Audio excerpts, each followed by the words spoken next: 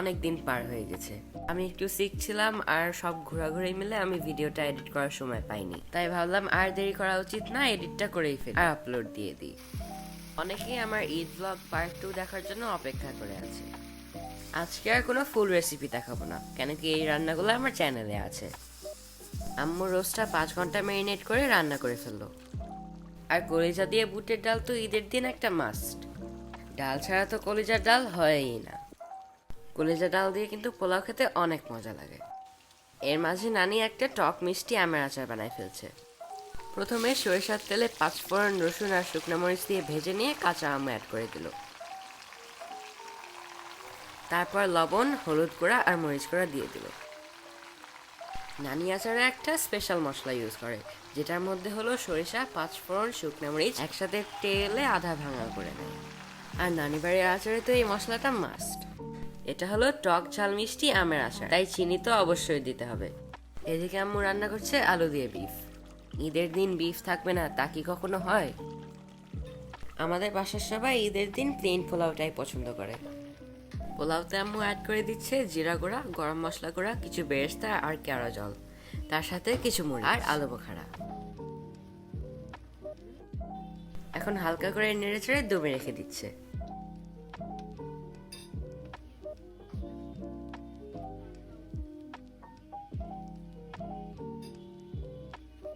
আলুর চপটা প্রতিবার আমার খালামণিই বানায়। আলু চপে ধনিয়া পাতার ফ্লেভারটা আমাদের সবারই ভালো লাগে। খালামণি এই আলুর চপটা অনেক ভালো বানায়। আচারের ফাইনাল লুকটা কিছুটা এরকম হয়েছে। আলুর চপ সবগুলো বানানো শেষ। এখন সার্ভ করার পালা। রোস্টগুলো দেখেই তো আমার জিভে পানি চলে আসছে। নানি কিন্তু আচারটা পোলাওয়ের সাথে সার্ভ করার জন্যই বানিয়েছিল, কিন্তু আমরা তো সার্ভ করতে ভুলেই গিয়েছি। আমরা আচারটা পরে খেয়ে বুঝলাম যে আচারটা অনেক অসাধারণ হয়েছে। এখন সবকিছুর উপর বেরেস্তা দিয়ে গার্নিশ করে নিচ্ছি। নানা ভাইয়ের সাথে আমি একটু বাইরে গেছিলাম, তাই ডিমের কোরমাটা ফিল্ম করতে পারিনি। পরিবেশনের সময় উপর দিয়ে একটু বেরেস্তা ছিটিয়ে দিলে দেখতে যেমন সুন্দর লাগে, একটা নাইস ফ্লেভারও অ্যাড করে। গরুর মাংসটা দেখতে অনেক অসাধারণ, আর ঘ্রাণটা তো আরো অনেক অনেক অসাধারণ। আমার প্লেটে নিয়ে নিচ্ছি কিছু পোলাও আর আমার অনেক প্রিয় চিকেন রোস্ট, আর নিয়ে নিচ্ছি অনেক মজার আলুর চপ আমার খালামণির বানানো।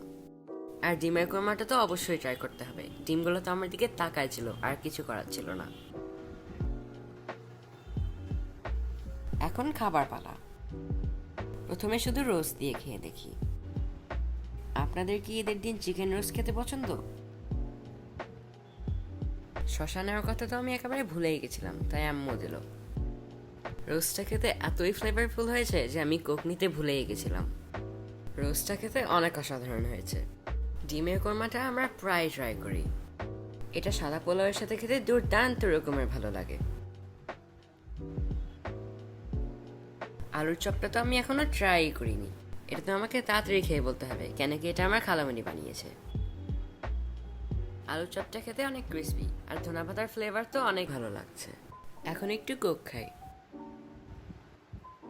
এখন আম্মু দিয়ে দিচ্ছে আমার ফেভারিট বুটের ডাল দিয়ে কলিজা, যেটা রেসিপিটা আমার চ্যানেলে অলরেডি দেওয়া আছে, আর আপনারা অবশ্যই এই রেসিপিটা ট্রাই করবেন। এই কলিজা বুটের ডালটা খালি আমার ফেভারিট না, বাসার সবার ফেভারিট। এখন বুটের ডাল দিয়ে কলিজাটা ট্রাই করে দেখি। আমার তো প্লেন পোলাও দিয়ে কলিজা ডালটা অনেক ভালো লাগে, একটা বিয়ে বাড়ির ফ্লেভার আসে। এখন আম্মু দিয়ে দিচ্ছে গরুর মাংস। এত আইটেম রান্না করেছে যে আমি কোনটা ছেড়ে কোনটা খাবো বুঝতেই পারছি না। এখন গরুর মাংসটা ট্রাই করা যাক। এখন আম্মু দিয়ে দিচ্ছে দই, রাজশাহীর নবরূপের একটা স্পেশাল মিষ্টি দই। গরুর মাংসটা অনেক স্পাইসি, কেন কি আমরা সবাই স্পাইসি পছন্দ করি। আমার কোক শেষ হয়ে গেছিল, তাই আম্মু কোক রিফিল দিল। এখন দইটা ট্রাই করি। দই দিয়ে অনেকে পোলাও খেতে পছন্দ করে, কিন্তু আমার অতটা ভালো লাগে না, তাই আমি খালি দই ট্রাই করব। দইটা তো আমার all time favourite. Don't forget to subscribe to mamasboy.com.